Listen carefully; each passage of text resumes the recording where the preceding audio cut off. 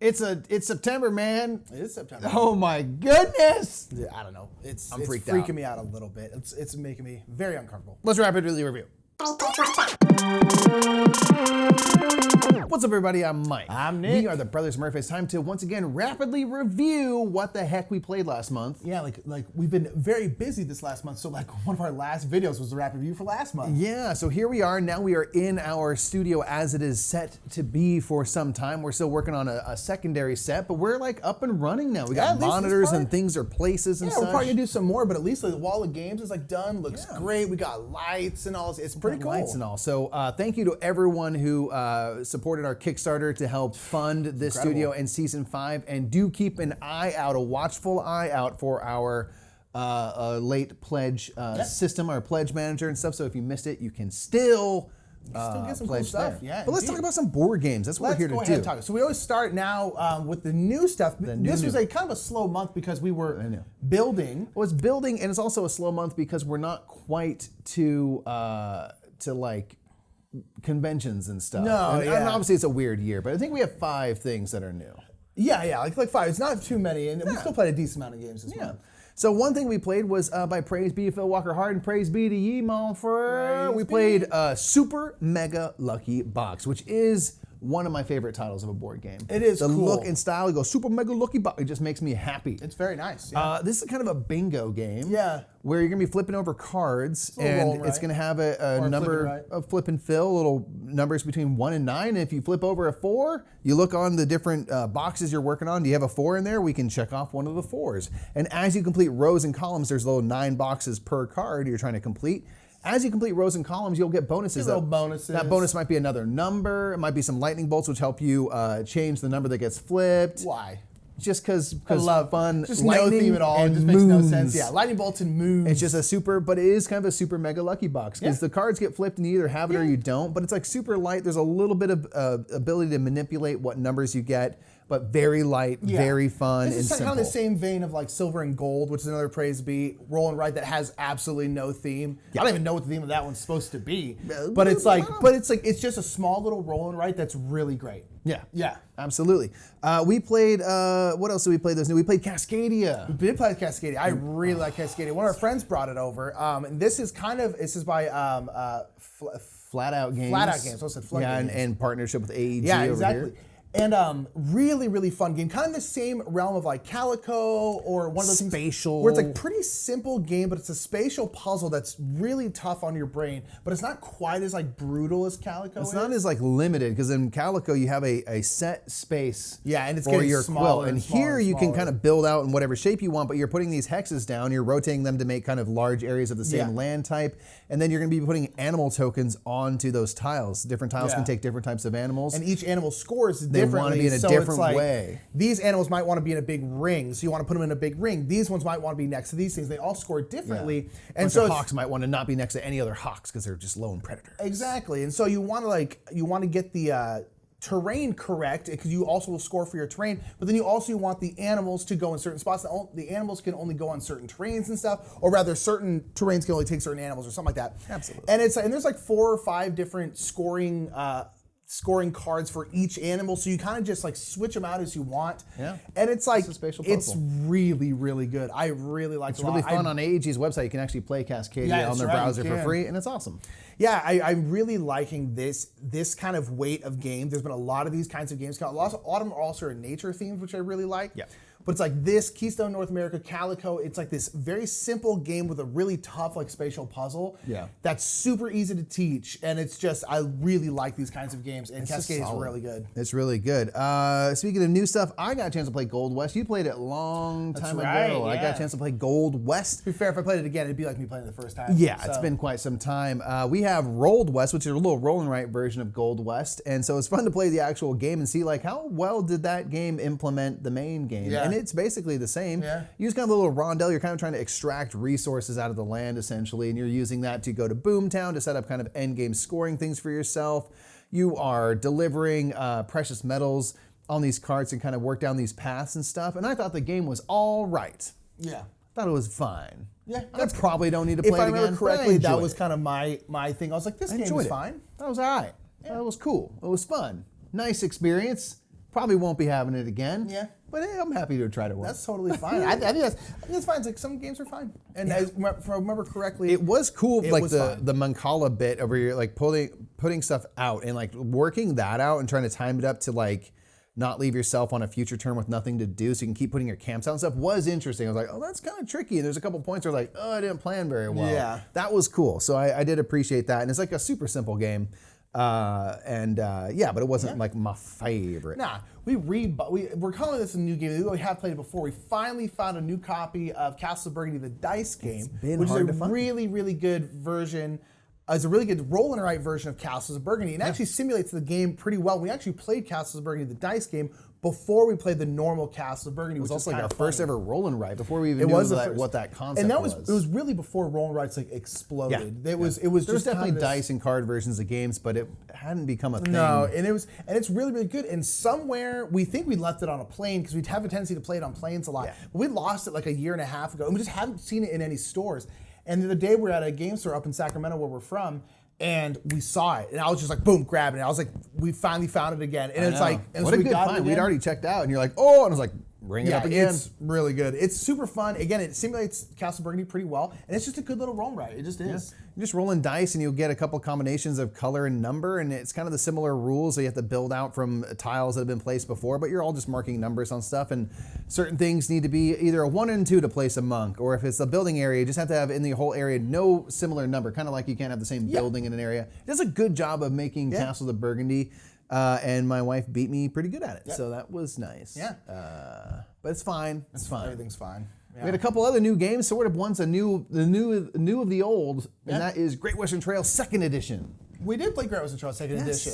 Played it a couple times. I soloed it, and we both played it on stream. Mikey did a comparison video of the I did old a comparison one, video. You should check it out. It's right up there if I remember to put it in there.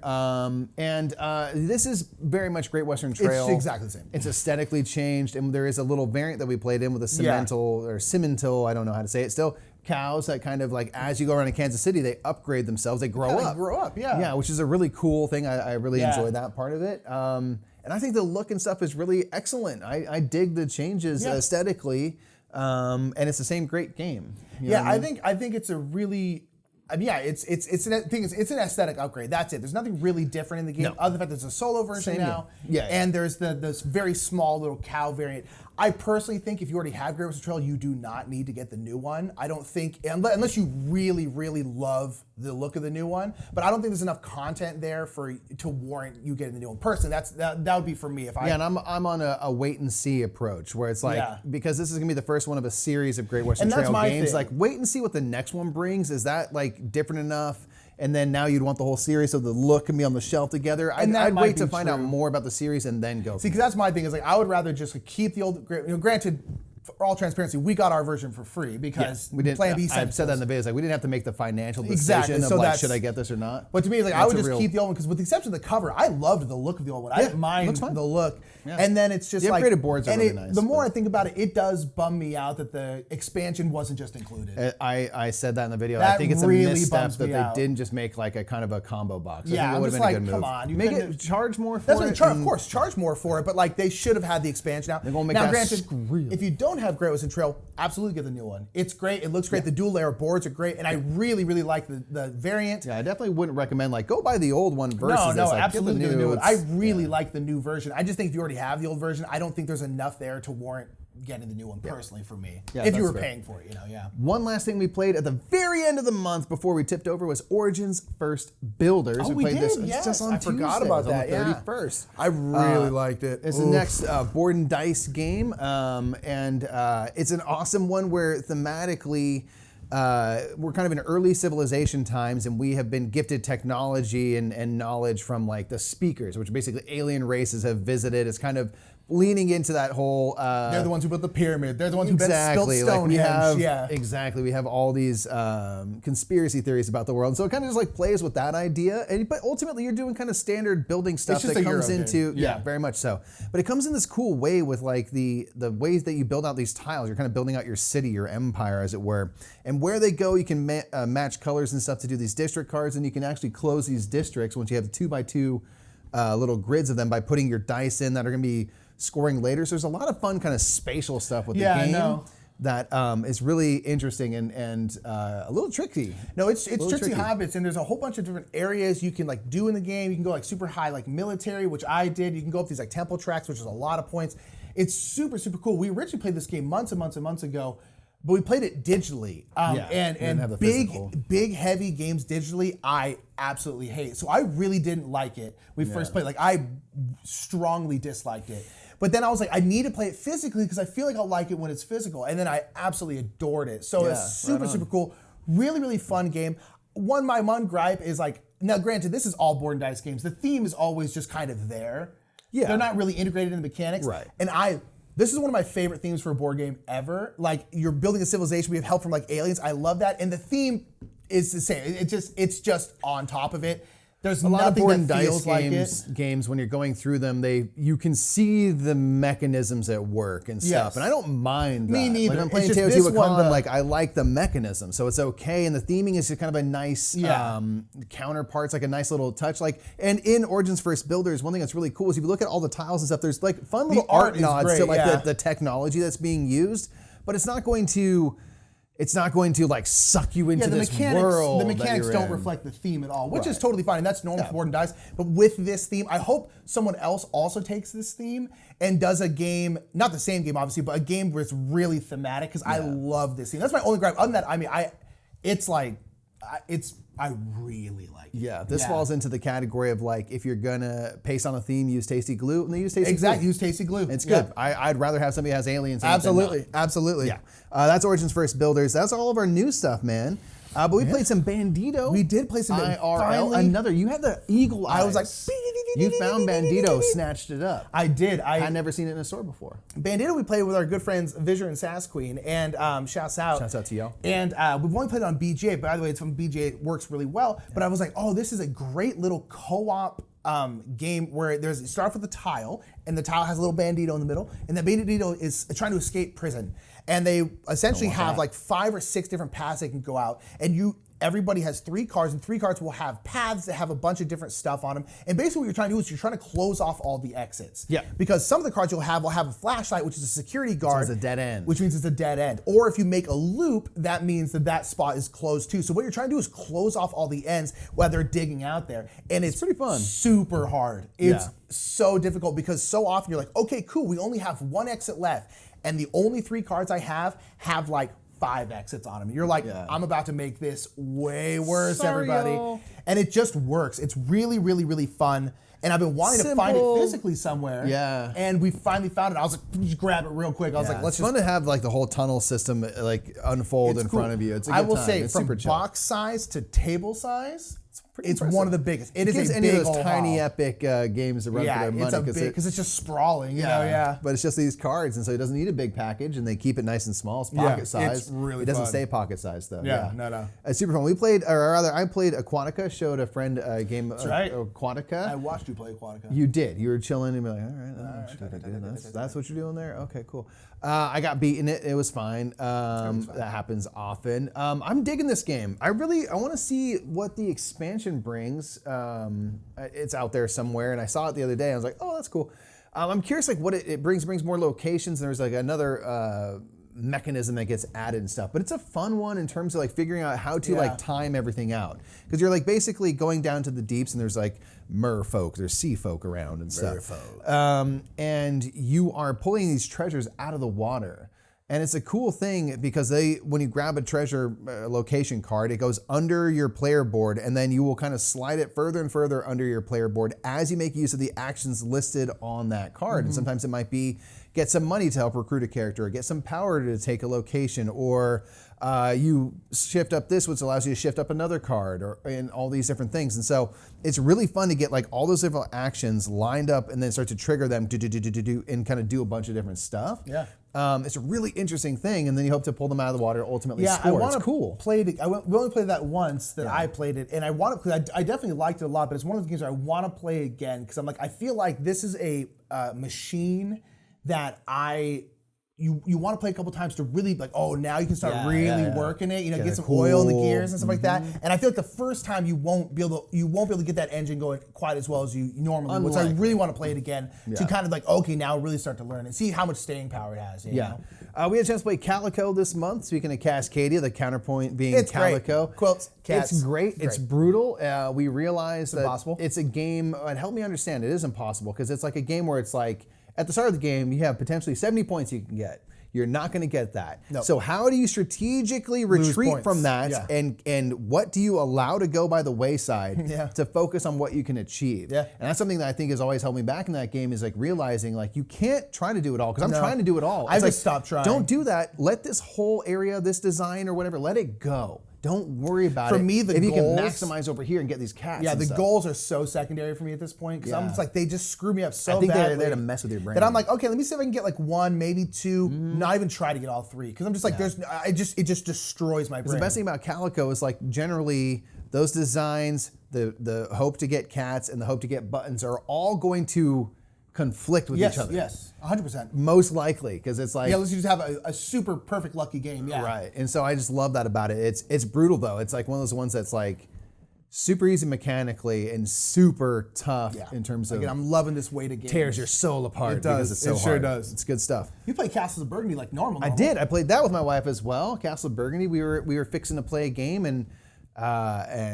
we went to Castle of Burgundy, which is good. We played this a while ago. We played it a few times now, but like we played it first like we were on a trip up to the coast up north and stuff, and so it was really fun to kind of like have a quiet evening in the new house and play some Castle of Burgundy. And she beat me again. It's fine. I don't have any ill will toward her for that at all. Not at all. She usually beats me in that game, but Castle of Burgundy is like a classic. Every time you play it, I'm like, this is just great. Just try. Just very pleasant, very nice dice rolling. Manipulate those dice, make the best use of what you can, build out your estate and stuff. It's just good business. Just do it. It's great. It's great. Play the game of Clans of Caledonia. Clans of Caledonia. It's so good, Caledonia. It is. Every single time we play it, it goes up higher in my top 100. I can honestly say that. I like it so freaking much. It's a good game for us. It's a big resource management game. It's all mostly managing your money. Yeah, but it's like it's just quick, and it's basically, so what it is, you have this like board that has a bunch of little hex tiles on it that will cost money for you to put stuff out. And you're and you're basically building out this little engine. You can put out these like a little woodsman on the little woods, a little mountain men on the give you some income. Miners on the mountain, stuff like that, which will give you income. And then you're putting out. You can put a cow on a prairie space, and that'll give you milk. And then you can put out a little cheese plant, and then if you have milk, for every cheese plant, you can turn a milk into a cheese. And you're essentially getting these goods out there, or putting out buildings that'll let you upgrade those goods, turning like wheat into like whiskey, and then whiskey or bread and stuff like that. And so you're doing that, and you're essentially trying to fill these contracts. These contracts are like, I want 2 bread and a cheese. Like, okay, this one wants 3 wool and a milk, and you're like, okay. And so you're essentially just getting these contracts and trying to fulfill them. But it's just so cool, because as you're putting stuff out, your engine gets better, but as the game goes on, the contracts get more and more expensive for you to take. Yeah. So you're trying to do them quickly, and then trying to manage all of that. And it just like, and then on top of that, some of the contracts will call for like lamb shanks, or for beef. Yeah. And then you have to take those cows and stuff off the board, and it just sings. It's so good. Cool. It's like weirdly simple. Yes, it is. For what it is, because everything comes down to spend some amount of money to put this thing on the board. Yeah.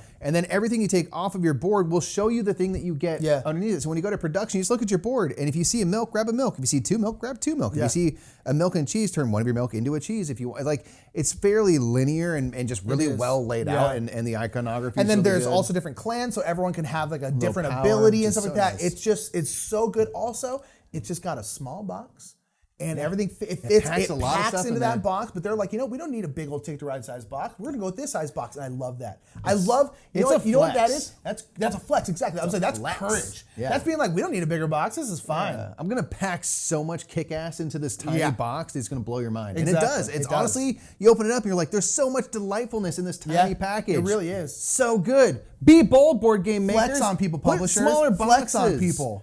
Challenge people's conception of what a size game is in the size box. Yeah. They don't have to meet Rhino Hero Super Battle, you jackass. I love that game. Your box is ridiculous. Haba, tighten it up. Love you, T.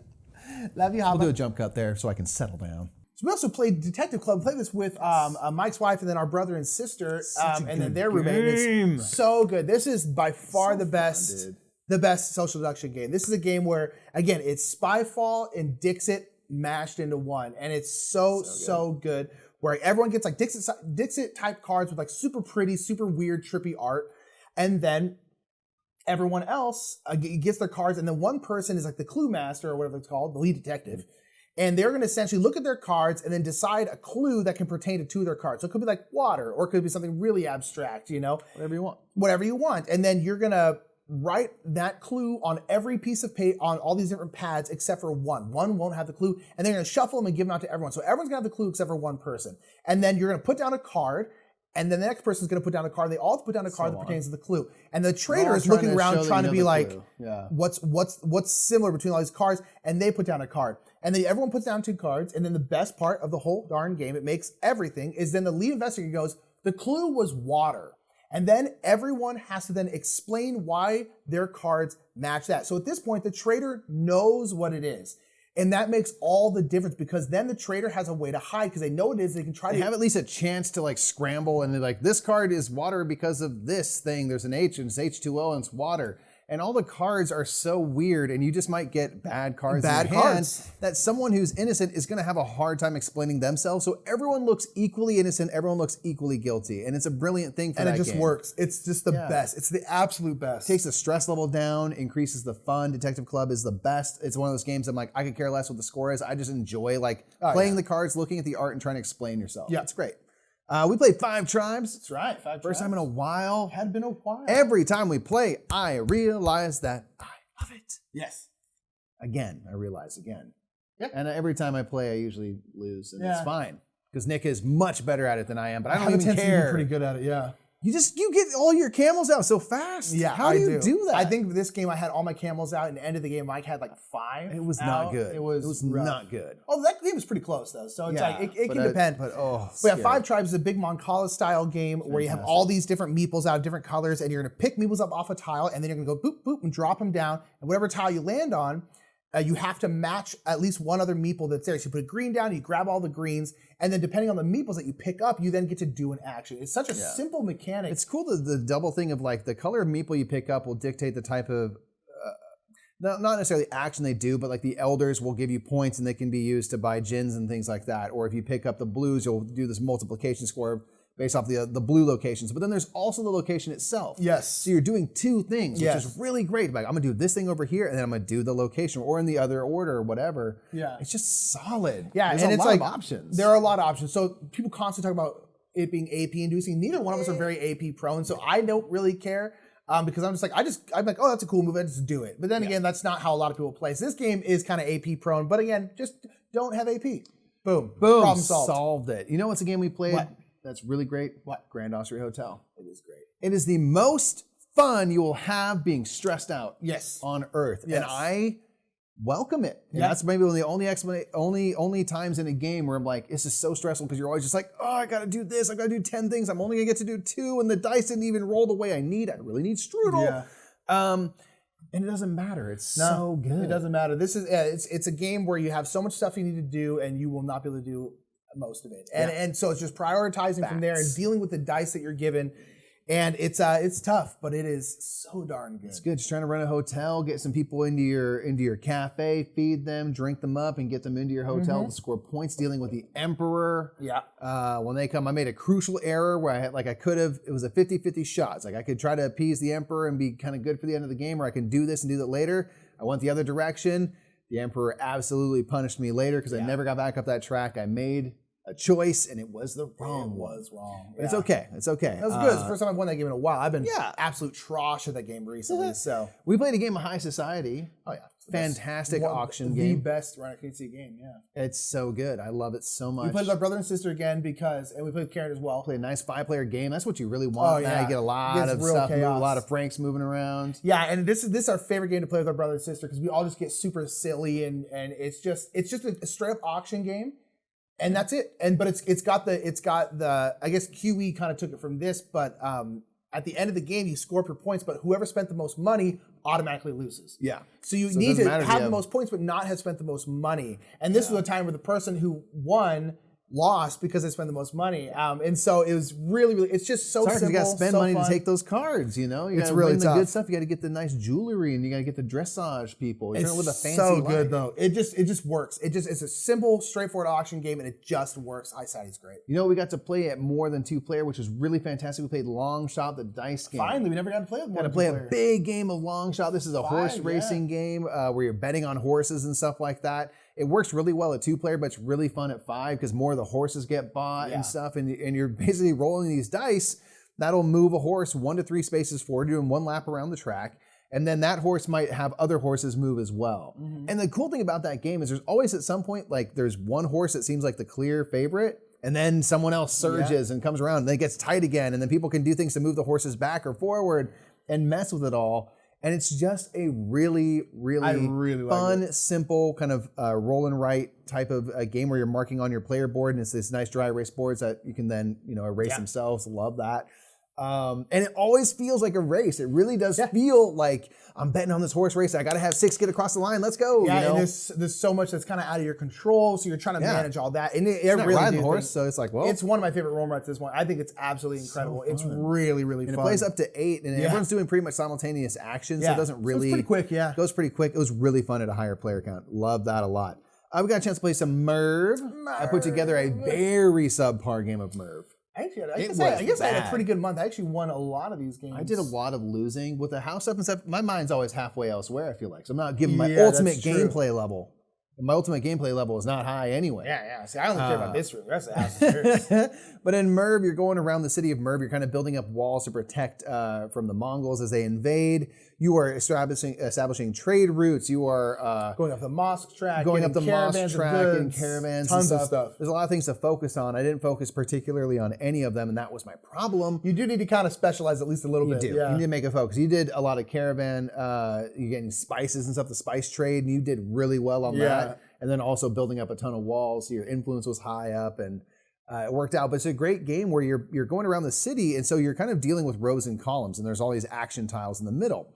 And when you choose a column per se, for instance, on the first turn, you're going to put one of your buildings down on one of the tiles, and you're going to activate that tile and gain the resource from that tile. Yeah. Then as you continue to go, though, you'll have put buildings where you might have multiple buildings in the same row or column.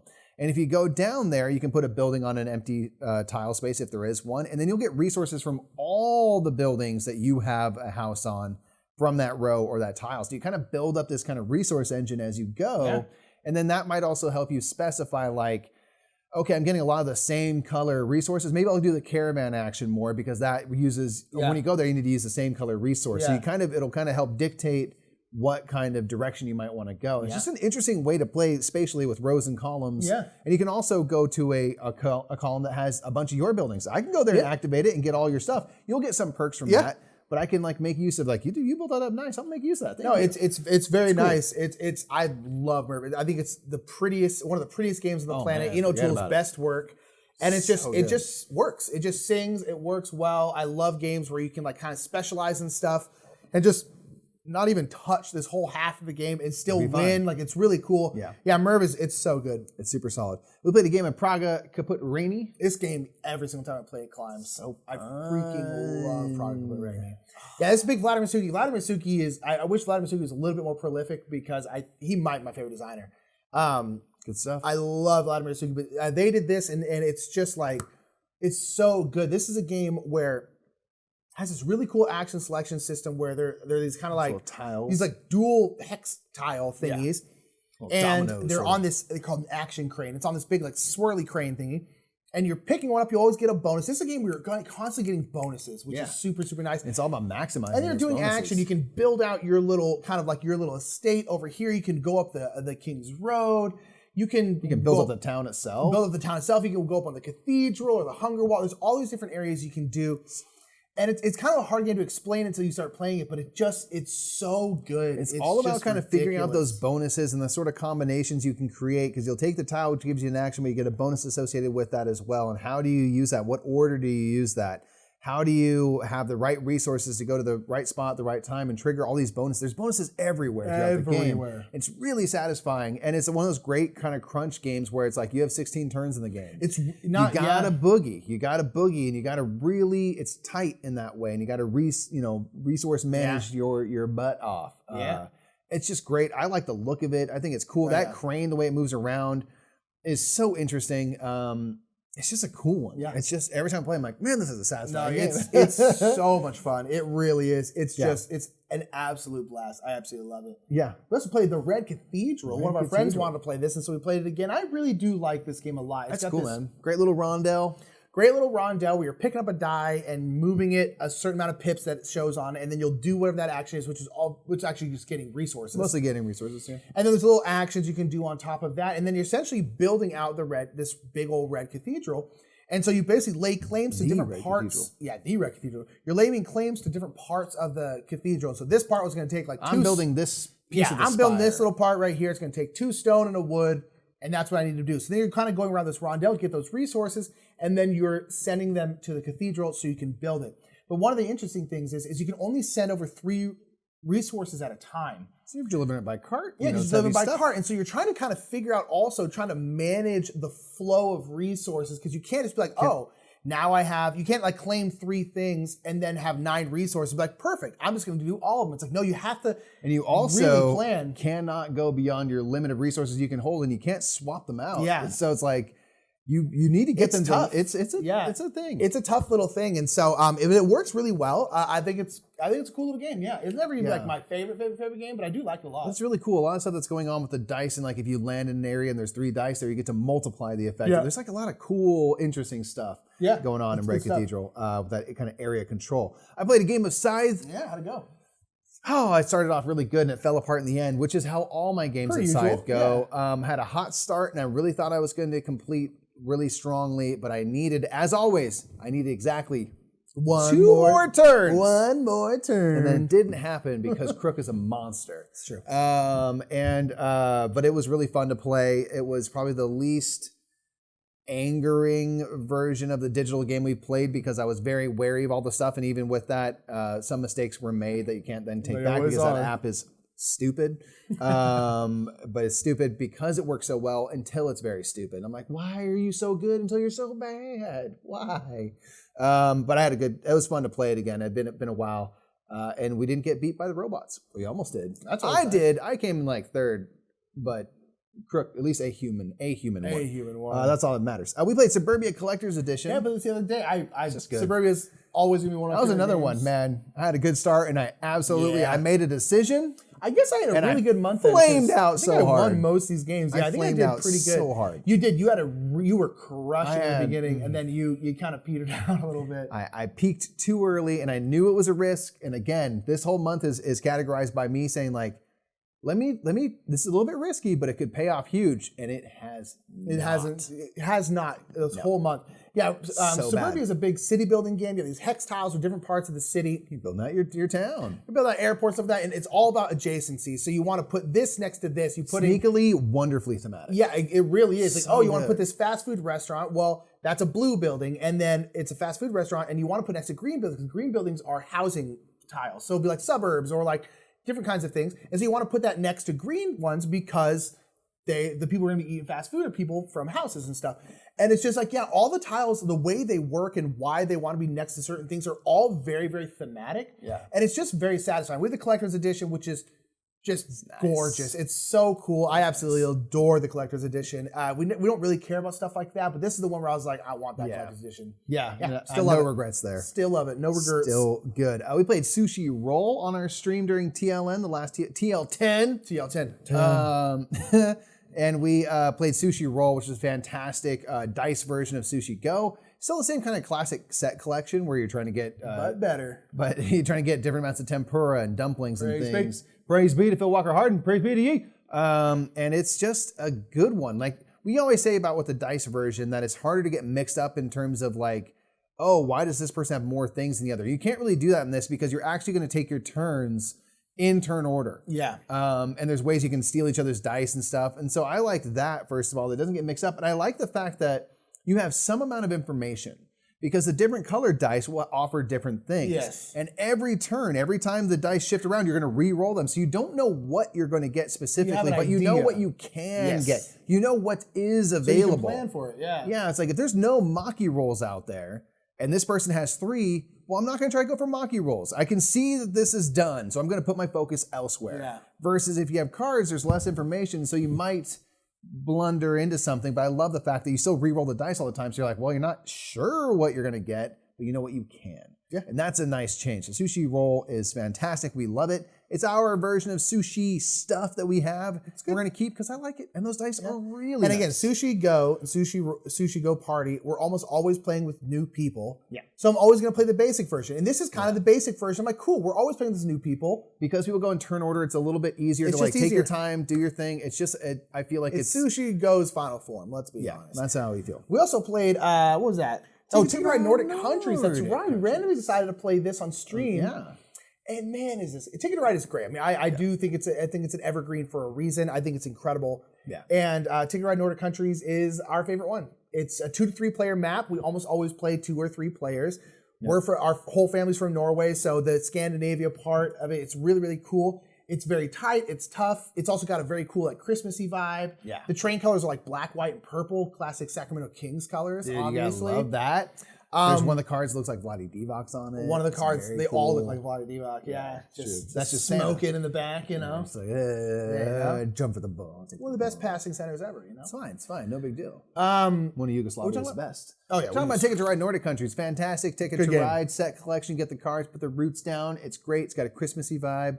Love the tighter map for 2 to 3 players. Yes. It's a good one for us, that's for sure. That's why we keep playing it. We also played Viscounts of the West Kingdom. I really like Viscounts. It's so good. It's the best of the West, so says I. It's just so good. It might be the best. So good. I'm excited. I'm curious. The game is to see. smooth, man. I think Architects for me still has it out a little bit, but I think once the expansion, unless the expansion's trash, which it won't be, for Viscounts, that'll probably, I think, push it up. Viscounts is this really cool rondel where you're going around and around and around. And this is, again, kind of a game where you can like specialize. Like, I specialized this time. You ended up beating me out, but I was like, I'm going to go super heavy into building. And you did. And I'm going to build, and I always, because you can basically do a couple of things. You can go for manuscripts, you can go for buildings, you put people in the put castle. people in the castle. Those are the 3 main things. Now, this is a game where you can do a little bit of all of them. Yeah. But a lot of times you have a tendency to go heavy into one. I always go super heavy castle. And this time I was like, I'm not going to put anybody in the castle. I'm just going to see if I can win without putting anybody in the castle. I got pretty close. Yeah. But I went super heavy building and a little bit of manuscripts. I ended up losing, but it's just, I really like the game. It's just the way you have to work the engine of your Viscounts and the rondel is super, super interesting. Yeah. And it's just so you're kind of putting these cards into a tableau, and like based off of that, it's going to dictate how far your Viscount goes. It also dictates what that card costs if you were trying to buy it. There's like an efficiency of resources there. Yeah. It's like you want to buy this person, they cost 3. When they go and play in the thing, they move your Viscount 3. It's really easy to tell if something triggers when it goes on your board or comes off your board. And each card isn't really multi-use, but each card is used differently depending on where in the game it is. If it's on the board, it plays differently than if it's in your tableau, or if it's getting discarded, a lot of times they play differently as well. So it's like each card is different depending on like where its location is, basically. It's super cool. But it's just the action, the turns you take are smooth because it just follows the same rinse and repeat. Move your Viscount, take an action. There's only 4 actions. If you're on the inner half of the board, you can do 2 of the actions. If you're on the outer half, you can do the other 2. Yeah. So it kind of just gets emotion with it. It's really, really cool. It's smooth. It just works so well. It's absolutely great. You also played a game of Unmatched? I did play a game of Unmatched. Our brother, we were waiting for Mike and Karen to come over. And I played with him because he had gotten it, and because they wanted to get our version of Unmatched, which is going to be available for a late pledge. And so they're like, "Oh, we got to get one." So he hadn't played it yet. So I was like, "Here, I'll teach you real quick because the game is quick."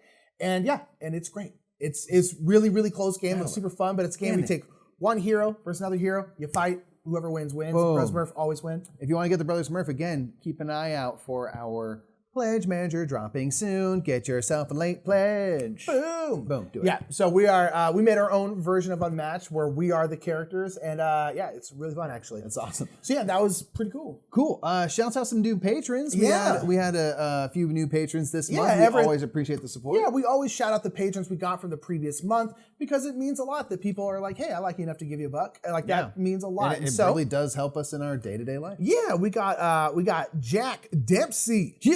We got Harry Heathcock. Yeah. And then we got Kurt Boom. Thank you so much to our new patrons. Thank you to our continued patrons and patrons of the past. We really appreciate it. It has helped us have this wild, insane career that we have. Yeah. So thank you so much. So if you want to check out our Patreon, check it out in the link below. There's always some cool stuff there. We do a lot of kind of like Q&A type stuff there. So check it out if you want to. Behind the scenes peeks and such. Yeah. It's going to be cool. That's going to be it for us, everybody. Thank you so much for checking out our newest Rapid Review. What is a favorite game that you played this month, whether it's new or old? Hit it in the comments below. What's a game you're looking forward to coming up in the next months or months as we get into kind of the holiday we're end kind of of year getting into season? it right now. Yeah. Let us know what you're excited about. Hit us up in the comments and give this video a thumbs up while you're at it. And until next time, I'm Mike. I'm Nick. We'll see you in the next Rapid Reviews. Bye, everybody. Bye. Another month bites dust. Hey, you don't have that much time to subscribe. Again, you got to get a follow and you got to thumb it up and you got to watch the next video. Hey, they're over there. Hey, click them. Don't forget Patreon. Hey.